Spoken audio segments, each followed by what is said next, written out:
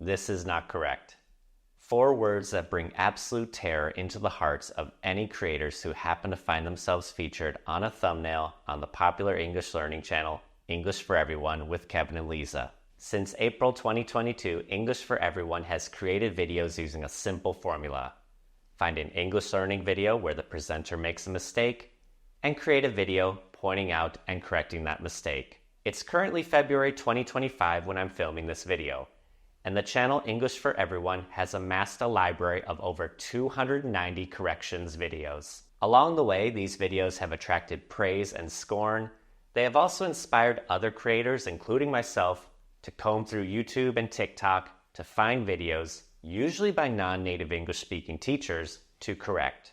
Welcome viewers to the Speak Outstanding English Video Podcast. In today's episode, I'll be discussing error correction videos, a subcategory of English learning videos. I'll talk about the positive and negative aspects, and one of the larger themes at play here. Right off the bat, I want to make it clear that Kevin and Liza aren't the only creators that make error correction videos. They've just made the most, so you're probably most familiar with their work. Dave's English, English with Evelyn, and Chris Americos went through phases of creating error correction videos. And on TikTok, Ash posts error correction videos as well. There may be more creators doing this on TikTok, but I wouldn't know. I limit my time on that platform. As for me, I've posted about 24 shorts correcting mistakes and have posted 3 longer videos, a compilation of these shorts into a longer video, a video correcting mistakes by US politicians, and 1 video correcting a pronunciation error by the team at Understand Real English. So why do I make this style of videos? I'll be honest, these videos are easy to make. English learning videos with mistakes are everywhere, and pointing out those mistakes doesn't take much effort. But beyond that, I see them as valuable teaching moments that help learners recognize and avoid common mistakes. I can't speak for other creators, but I'm sure their motivations are similar. You've probably heard me use the words mistake and error interchangeably, but they do have different definitions when it comes to second language acquisition. To put simply, in language learning, a mistake is a slip that happens by accident, but the learner knows the correct way. An error comes from not knowing the right rule, so the learner doesn't realize it's wrong. For example, if a learner says he'd go to school every day, but then quickly corrects it to he goes to school every day, that's a mistake. However, if a learner always says he'd go to school every day because they haven't learned the correct form yet, well, that's an error. Now I want to dive into the good, the bad, and the ugly of these videos. First, the good. I think error correction videos have high educational value.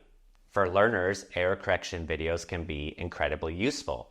They don't just highlight mistakes, they explain correct usage, which helps viewers remember accurate grammar, vocabulary, and pronunciation.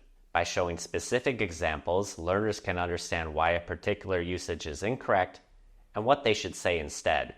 Think about this. Learning through examples is one of the most effective ways to improve language skills.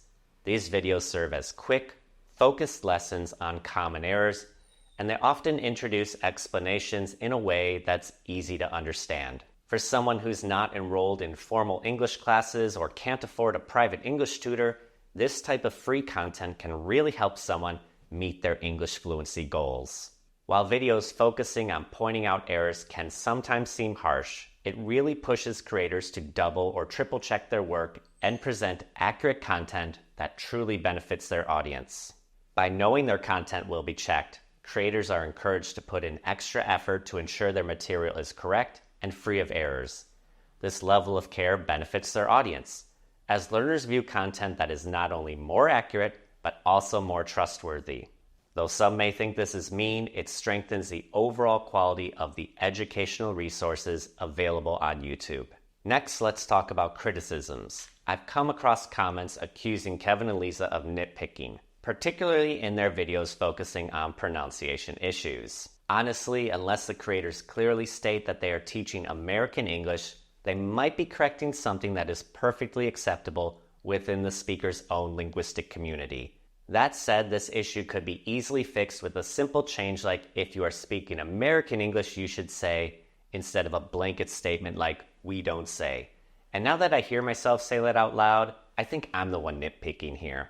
Another common criticism I've seen is that viewers dislike how corrections are made, arguing that they don't reflect how corrections should be done. But that raises the question, how should corrections be made? In a classroom, teachers have a wide range of techniques to correct errors, such as recasts, clarification requests, and giving metalinguistic clues. Often we make split-second decisions about which technique to use, depending on factors like a student's proficiency level, the type of error, and the student's confidence level. However, corrections on YouTube are just different. Since we're correcting recorded material, techniques like recasts, where we subtly model the correct form, or giving metalinguistic clues, where we provide hints without directly correcting the mistake, aren't possible. Although I haven't observed any in-person classes held by teachers who make corrections videos, besides my own of course, I can confidently say that professional teachers approach corrections very differently in classrooms than on YouTube. Finally, the ugly, and for this section I'm going to use the N-word, native speakerism. Do these videos perpetuate native speakerism? Well, first let's define it. Native speakerism in this context is the belief that native English speakers are better at teaching English simply because it's their first language. So by perpetuating native speakerism, I mean that these videos possibly support the idea that native speakers are better at teaching English.